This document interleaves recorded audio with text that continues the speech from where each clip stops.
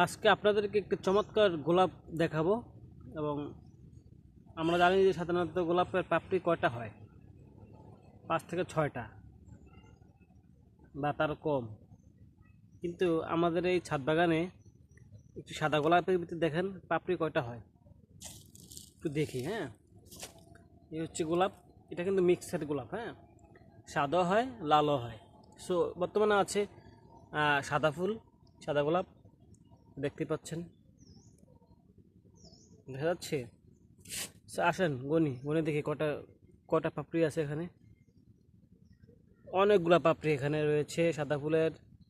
আমি যদি একটু গোনা দেই তাহলে দেখতে পারবেন 1 2 3 4 5 6 7 8 9 10 11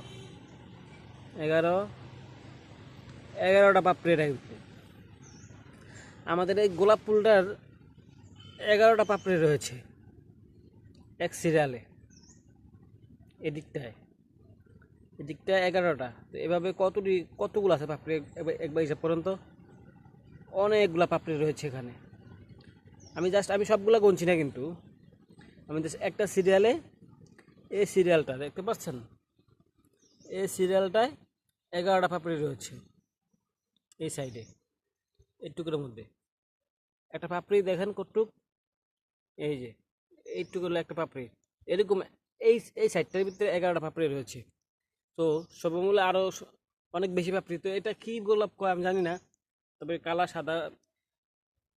সাদা দেখে আমি সাদা গোলাপ বলতেছি। সো এই গোলাপের একটা নাম আছে, পাপড়ি কম বেশি হওয়ার কারণে গোলাপের নাম ভিন্ন হতে পারে। তো আপনাদের যদি জানা থাকে তাহলে অবশ্যই কমেন্টে জানিয়ে দিবেন। সবাই ভিডিওটি বেশি বেশি শেয়ার করে দিবেন।